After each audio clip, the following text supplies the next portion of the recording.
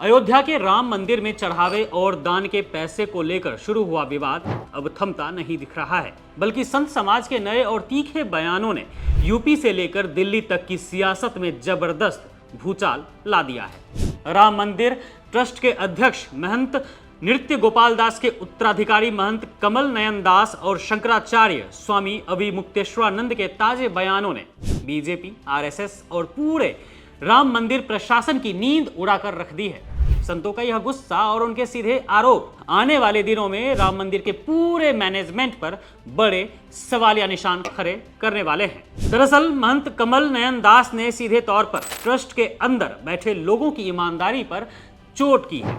उन्होंने साफ साफ कहा है कि इस पूरे मामले की जांच तो होनी ही चाहिए, लेकिन सबसे बड़ा सवाल यह है कि जांच करेगा कौन, क्योंकि यहां तो सबके सब बेईमान ही बैठे हैं। उन्होंने बिना किसी का नाम लिए बहुत बड़ा हमला बोलते हुए कहा है कि जो लोग कभी साइकिल से चलते थे आज उनके पास बड़ी बड़ी गाड़ियां हैं, बड़े बड़े आलीशान मकान बन गए हैं। मैं किस किस का नाम गिनाऊं। कमल नयन दास ने यहां तक कह दिया कि अब इस मामले की जांच इंसान नहीं बल्कि खुद भगवान करेंगे। जो जैसा करेगा उसे वैसा ही फल निश्चित रूप से मिलेगा और भगवान ही उन्हें दंड भी देंगे। नयन दास ने सख्त लहजे में कहा है कि ये सब कोई दूध के धुले नहीं हैं, बल्कि अच्छे खासे बेईमान हैं। वहीं दूसरी तरफ शंकराचार्य स्वामी अभिमुक्तेश्वरानंद ने कहा है कि मंदिर में चोरी कोई आज पहली बार नहीं हो रही है, बल्कि जब से राम मंदिर का शिलान्यास हुआ है तब से ही यह खेल लगातार चल रहा है।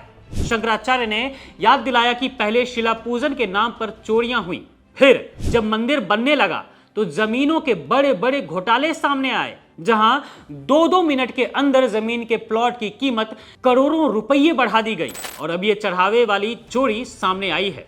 ट्रस्ट के महासचिव चंपत राय पर सीधा और तीखा हमला बोलते हुए शंकराचार्य ने कहा है, जब वहां खुद चंपत राय बैठे हैं तो आप क्या उम्मीद कर सकते हैं। उन्होंने चंपत शब्द का मतलब समझाते हुए कहा है कि चंप धातु से ही चंपत बना है, जिसका सीधा अर्थ होता है लेकर भाग जाना या गायब हो जाना। जब नाम ही ऐसा है और वो जहां बैठे हैं तो लोगों को समझ आ जाना चाहिए कि वहां और क्या होने वाला है, ये कहना है शंकराचार्य का। दोस्तों, इस मामले को लेकर यूपी की सियासत तब अचानक गर्मा गई जब समाजवादी पार्टी के प्रमुख और सांसद अखिलेश यादव ने सीधे आरोप लगाया कि राम मंदिर के चढ़ावे से करोड़ों रुपये की रकम गायब हो चुकी है, यानी कि चोरी हो चुकी है। लेकिन इस पूरी कहानी में सबसे बड़ा ट्विस्ट तब आया जब मंदिर के ही एक पूर्व कर्मचारी और लेखा प्रभारी महिपाल सिंह का एक बड़ा खुलासा सामने आया। महिपाल सिंह ने दावा किया कि साल 2021 में भी नोटों की गिनती के दौरान ऐसे ही चोरी पकड़ी गई थी और जब उन्होंने इसकी लिखित शिकायत चंपत राय से की तो सच उजागर करने के बदले उन्हें नौकरी से ही निकाल दिया गया।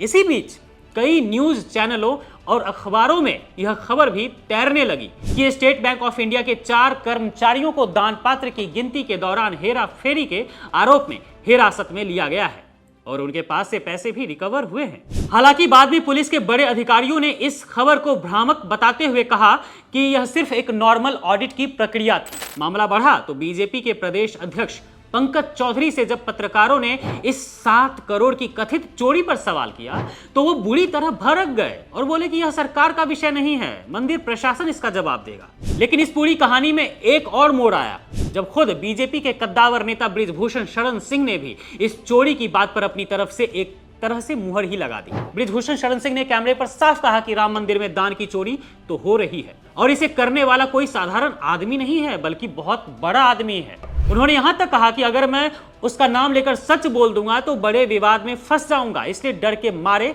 मैं चुप हूं। अब आप अंदाजा लगा सकते हैं कि संतों के ताजा बयानों और विपक्ष के हमलों के बीच, यहां तक कि अपनों के ही हमलों के बीच, राम मंदिर के चढ़ावे का यह विवाद आने वाले दिनों में क्या मोड़ लेने वाला है।